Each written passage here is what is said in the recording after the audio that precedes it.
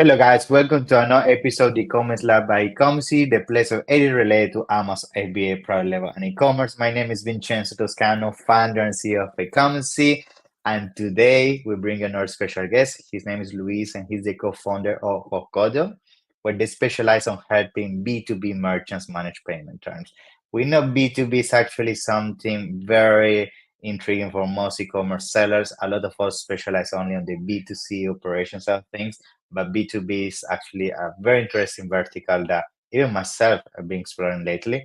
Mm. And I'm sure a lot of you guys are going to find all the insights that Luis is going to share today very, appealing in terms of understanding how to expand your business into this avenue, basically. So, Luis, it's a pleasure to have you here on the show. How you doing, my friend? Hey, good afternoon, Vincenzo. Great to be on the show. Thanks for having me. Thank you so much. The pleasure is mine. I've been seeing a little bit, everything you've been doing with Kodo, and I think it's such an amazing solution you've been providing to B2B businesses. But before we jump into that, though, I know you also have such a interesting background when it comes to entrepreneurship. So tell us a little bit about how you came up with the idea. I think, and Yeah. on my shows, I always like to highlight that, and then of course we can dive into the topic, right? Yeah, sure. So, fundamentally what we do is like we work on B2B payments. I'm one Yeah, of the co-founders of the company here at Hokodo, and how we came across you know, this massive problem is that, well, fundamentally, you know, e-commerce is happening everywhere. You had that first wave in B2C, yeah, and now it's taking place in B2B. And yeah, about 6-7 years ago, I realized that companies didn't have a good way to purchase in when it was for professional procurement, and basically the financial services and the payments industry was letting everyone down, yeah. in particular because in B2B, I mean, I'm sure we'll deep dive into this, but the high level thing is that people are used to purchasing on terms. So this means paying in 30 or 60 days when they Exactly. receive an invoice. And currently the way e-commerce payments are operating is by credit card Hmm. and with upfront payments. That's very fine in B2C. That's just not how people want to buy in True. B2B. B2B. And Yeah. they hit the ceilings of their credit cards all the time. And that's where we started digging, came across a whole bunch of issues along the way, and there's a massive thing that needs to be addressed, and it touches payments, but many other things. And at the end of the day, it's about the experience, the checkout experience that you provide to B2B customers.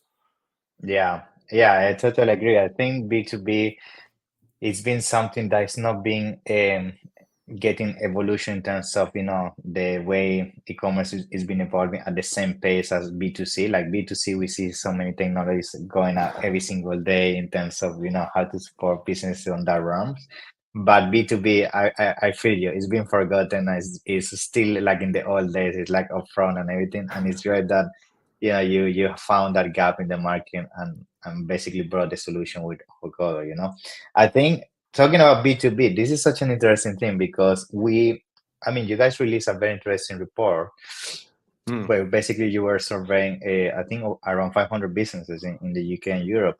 And Yeah. basically, it was interesting that you identify certain trends in terms of what is the difference between, certain habits in terms of B2C compared to B2B.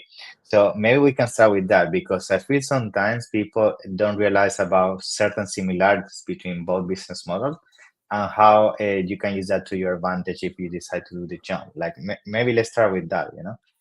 Yeah, sure. So, I mean, that report actually made a bit of a splash and got us quite a lot of followership because, as you say, we surveyed hundreds, more than 500 businesses in the UK on the continent, and to understand what were their purchasing habits, so, Yeah. in B2B. And what we heard was in B2B, there's been that kind of prejudice that the bulk of the transactions are still happening offline, and that while this is true, that oftentimes the final settlement is done via an invoice that is sent by email to someone, to an accounts payables department or something like that. What we found out was way beyond our expectations, which was that 93% of B2B buyers used e-commerce at some point in their purchase. So when you take the whole funnel, like that entire piece around awareness, consideration, discovery of the product is actually largely digitized these days. And oftentimes, companies, corporates, B2B practitioners look at the very end of the funnel, where the actual percentage of transactions, of B2B transactions happening online, depends a bit depending on the economies, but it's somewhere between 10 and 20%. And that's why usually we say, oh, B2B e-commerce is not that digitized, but there's actually clear evidence that more than 90% of B2B purchasers actually go to the internet, and they do exactly what they would do in their personal lives. So that That's was very a interesting. that was a big finding. And the other one that was even crazier is that 98% of the survey respondents reported that they face issues at the checkout. So you have that massive disconnect between people wanting to purchase online more and the actual experience provided by suppliers not living up to expectations. Yeah, so this is actually such an interesting insight because I work very closely with brands that mainly specialize on marketplaces such as Amazon and so on. Yeah. And all the time we have the conversation. Yes, I don't think it's worth it to have a B2B offer or a business price or something along those lines. But now connecting that comment I hear all the time with the fact that most of the B2B operations start exploring into a marketplace or these channels to then go and make a B2B purchase. It means so many people is leaving so much money on the table because from the point of view that they don't have an offer in the first place for B2B basically buyers, those buyers are jumping to other potential competitors that they're offering this, and it's crazy. Yeah. Absolutely. I mean, you can look at the glass half full and say, yeah, it's a disgrace. But on the other hand, it means that there's a massive untapped opportunity there for those who will be able to, just deliver an okay-ish experience, which is not rocket science at the end of the day. Yeah. It's worth keeping in mind that B2B customers have somewhat different needs, different expectations from B2C. So just doing a pure copy paste won't work. Of course. It would be too cool. I But know. once you do that, the size of the prize is huge, because depending on the countries, B2B is between 3 or 4 times the size of B2C. Exactly. So The volume is crazy. when I speak to my clients, usually they're like looking at the different distribution channels between the in-store, the call centers, and then the online bit is the fastest growing channel, which again talks to the size of the opportunity. And I think the time to move is now, because in 10 years, it will be too late. In 5 years, it will even be too late. And Amazon is eating the world. It's a good example. And it's been fascinating over the past years to see how many features Amazon have developed for B2B customers. So that's Correct. Yeah. quite a I lot to think do there. I know something I want to add so we can jump to the next question I have in mind is like, for example, we even see big players such as Alibaba.com now jumping to the US very aggressive to basically open the B2B operations to have so many e-commerce sellers to now use Alibaba.com as a window, right? To put their products, to create a vitrine in terms of the offering. and they're growing very fast as well because they have identified that e-commerce now is slightly shifting from B2C to B2B. And even personally, maybe this happens to you all the time. You encounter a very interesting product that you happen to like, and then some usually entrepreneurship minds come and say, "Oh, why? What if I buy this product in bulk from this guy and sell it in another place, or sell it in these stores and everything?" And if you don't have the offer, it's basically a waste opportunity. Now, I think when it comes to B2B, I also think that something we have to be mindful of is Mm, that your business has to be ready for that, right? Because I feel B2B brings a level of trading volume that if you're not ready in terms of the manufacturing side of things and also your mm, finances, it can be tough, especially the finances, right? Because let's say you're a small business and somebody comes to you and want to buy 5,000 units, but you don't have the money to start the production before you get the payment and everything. It's tough, right? So, what have you experienced in your case with your clients? Like, how people can mitigate those situations? Because, as you say, B2B, they don't pay you everything up front. You have to work with some mm. financing solutions. Like, what is your advice? Yeah. Y- Yeah. I mean, you're hitting on a lot of very good points here. So there are some specificities in B2B around, that's probably even when selling online, a Hmm. level of customization. Like you don't give the same prices to someone who's buying 12 widgets and someone who's Yeah. buying 1,000 widgets. So Yeah. you have volume-based pricing and Hmm. lots of different things. Like the catalog also often has a level of flexibility that you wouldn't give to a just an individual customer.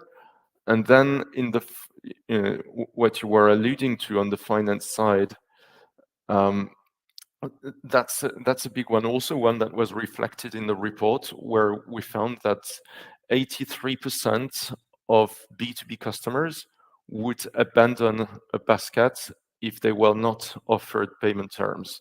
Mm.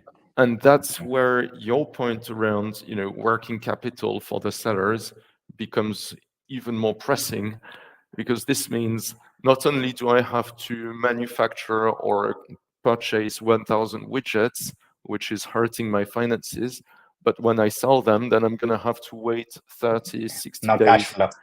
So yeah, the impact on the cash flow is massive.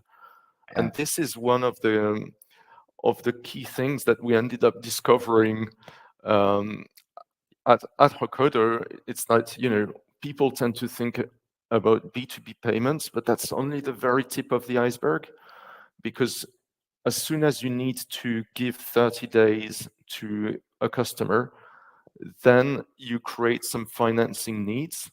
You also Hmm. create some, protection needs, because if I give someone 30 days, who tells me that he's going to pay me at the end of those 30 days?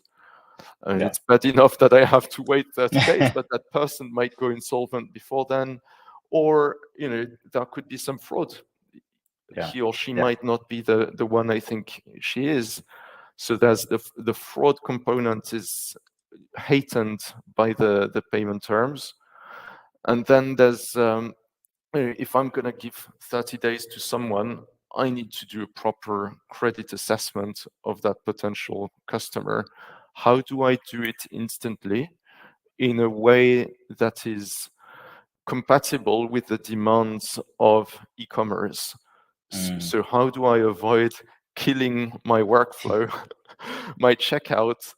And what happens traditionally is that a lot of B2B sellers ask their, their prospects to populate, a trade account application, Exactly. and Yeah. that a very long PDF, and then we'll come back to you 48 hours later. But that, that's not really e-commerce. Yeah, Yeah. you're going to miss so many opportunities if you do that. So, that big piece around payments, finance, accounts receivables, it's all an integrated bit that needs Hmm. to be deeply transformed to meet the demands of an online sale.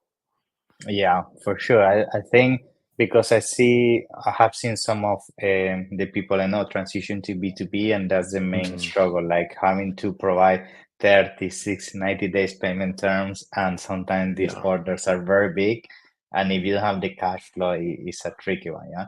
So I guess touching on that, just out of curiosity about how Cardona comes into play here and can support this transaction happen. Like I guess you come here as an intermediary and make sure that you know how you secure that maybe the seller is gonna Yeah. get their payment, because you mentioned there that it could happen that they pay you 30, 60, but then when the payment for 60 day comes, the money doesn't go through or 90. So how you solve those issues? Because I'm sure people is asking themselves, if that happened to me, how can I protect myself and all that, you know? Yeah, fair questions. You can think of Hokodo as a payment solution that would be a little bit like Klarna or Affirm Nice. in B2C. So essentially, the customer gets 30, 60 days, whatever it is that they need to pay. Uh, and on the other hand, you as the merchant or the marketplace, you have the option of receiving the cash earlier. Cool. And that comes with all the payment protection Nice. options, fraud detection that are required, so that as a merchant, I know that when it's sold, and I will get the cash no matter what. Nice. So it's also, by virtue of doing that, it frees me from the burden of credit checks, of Hmm. reconciliations, of Time wasters, yeah. yeah, KYCs on how do I know that they are who they say they are. All those things which in a B2B shop can Yeah, really kill your productivity, because chasing late invoices and so on is, yeah, it's a it's a painkiller. It killer. doesn't Yeah, yeah, generate that much value fundamentally. yeah, And of here course. here you get a solution that you know, I mean, completely boosts the conversions on your checkout. That's fundamentally what you want. Yeah, Generates massive satisfaction from the buyers because they don't have to populate this trade account application. You will have an acceptance rate that's north of 80%, which you wouldn't be reaching if you were doing it with your own credit department internally. yeah, And at the same time gives you a very sleek sub-second checkout process.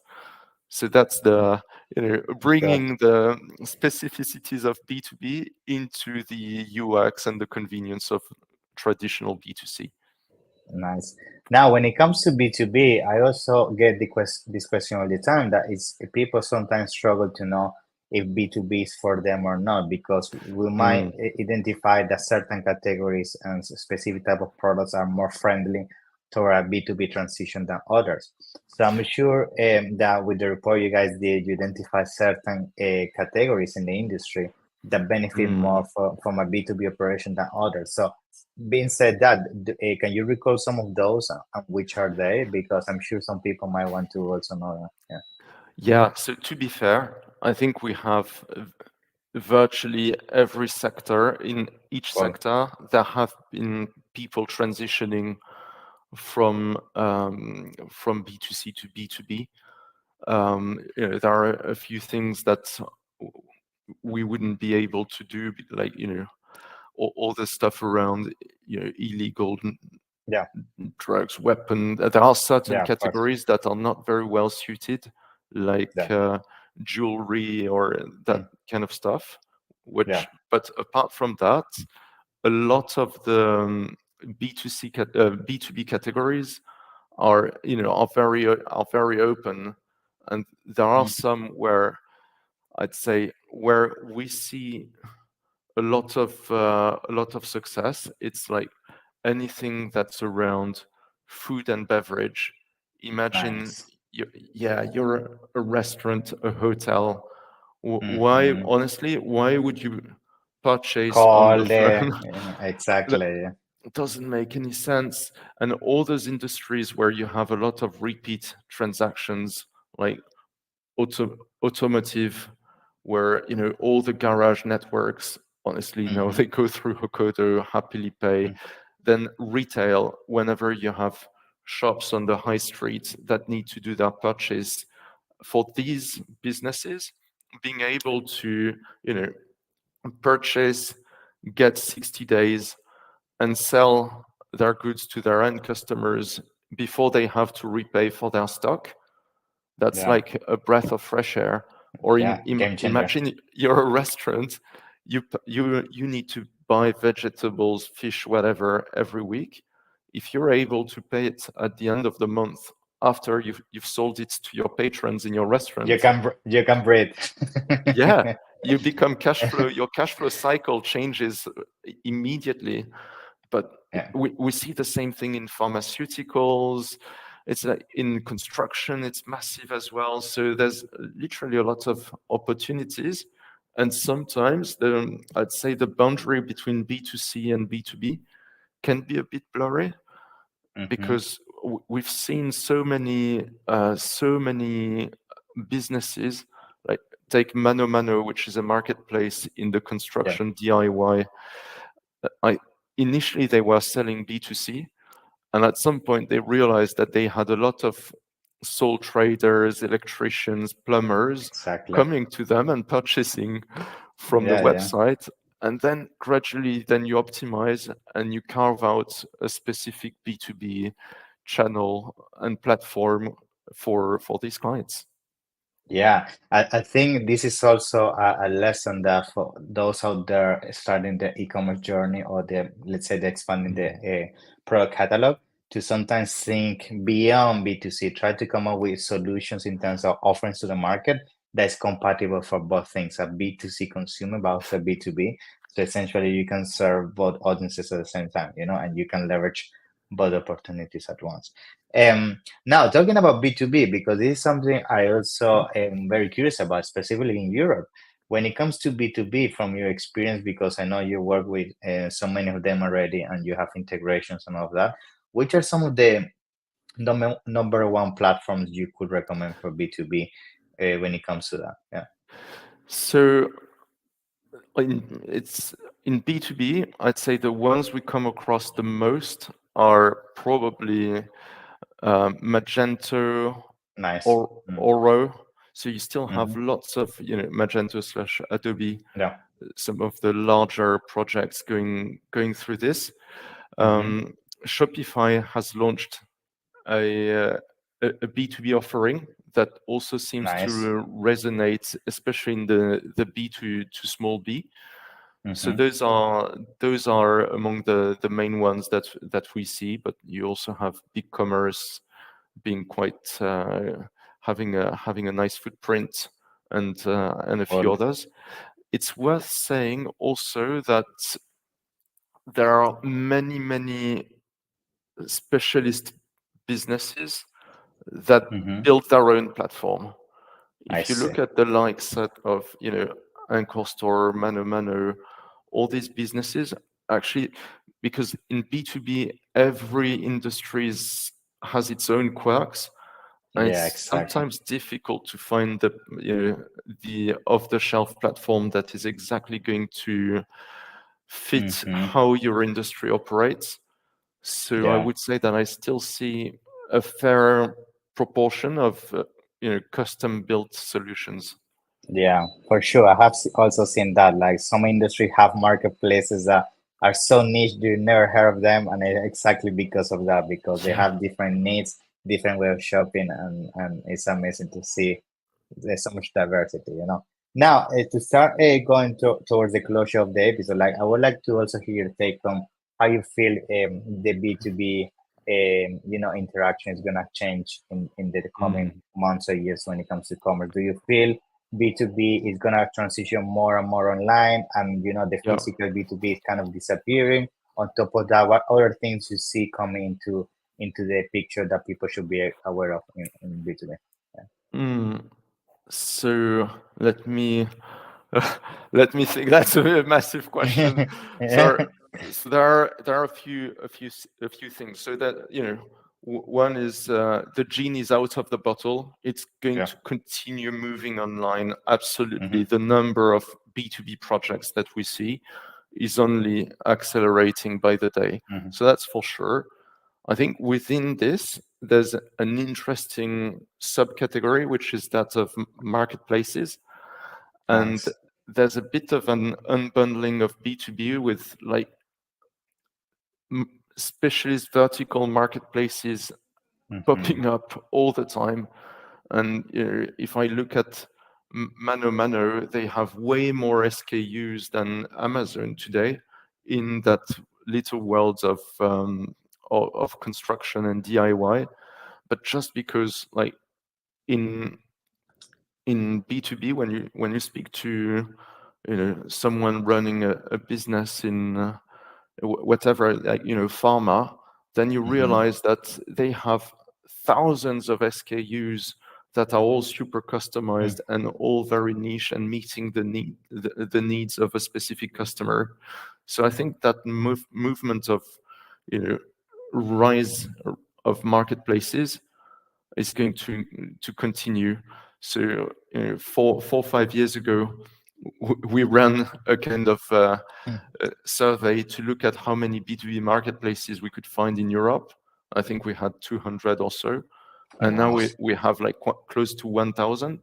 But there are Nice. new ones coming up all the time. Like last month, I was talking to a marketplace in automotive that I didn't know even existed, and the guys are grossing like almost 500 million in transaction. Wow.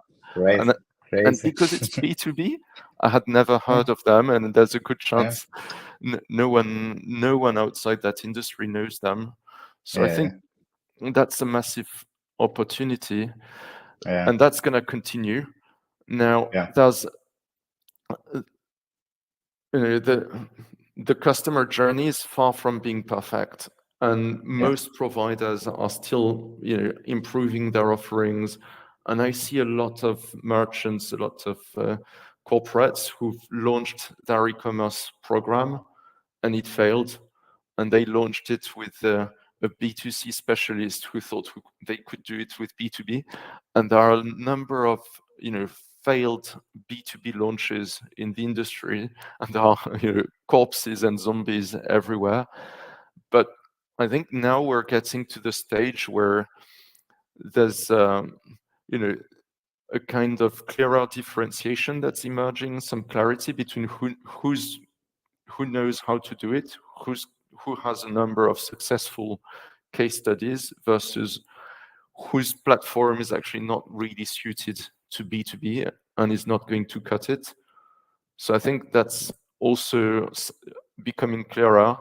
And that statistic that I was mentioning about 98% of customers reporting issues at checkout, I think within 5 years, some winners are going to emerge and customers will go to those winners, and the hygiene factors of a proper checkout in B2B will actually be met. And Yeah. that includes, how do you manage a catalog in B2B? How do you manage your pricing grids? How do you manage then the payments and granting the payment terms to your customers? So those are some of the specificities of B2B that will always remain. And there's the last one, which is, I think, one of the big evolutions. It's I would call it the rise of omnichannel, because in B2B in particular, I don't think everything will ever move online. So you will still have those large deals that require a lot of negotiation, and ultimately, you have your strategic accounts who have an account executive looking after them. So I don't think we will get rid of this, especially on high value transactions. Of course, probably the long tail of small transactions will and must be digitized, but on the ones that are of higher average order value, there will be an element of offline negotiation, purchase order, invoicing, and Yeah. all that I know. workflow. I And the know. trick is, how do you combine a process that has bits going online, bits going back to your teams, but still keep a cohesive I know. experience so that you don't have your customer getting 60 days when they talk to a rep and then they go to the website and they get no I know. payment terms. I know. I know. Wow, I mean, that's it's gonna be such interesting journey to be honest, and I know we're just getting started when it comes to the Yeah. B2B transition online. But thank you so much for, all the insights. I'm sure a lot of people are gonna find it super useful, especially those, just venturing into this. So Louis, tell me a little bit more about a code and how people can work with you guys. I know you guys support a B2B business when it comes to all the things we've been talking about. So yeah, how people can get started. Yeah. So look, we support any merchant selling B2B. Our big focus is online.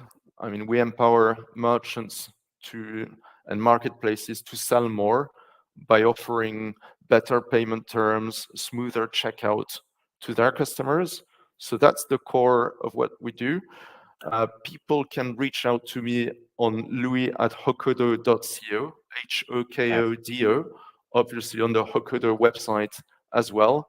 We serve you know, all the key geographies in Western Europe. So we're actually present in the UK, France, Germany, Benelux, Spain, Italy.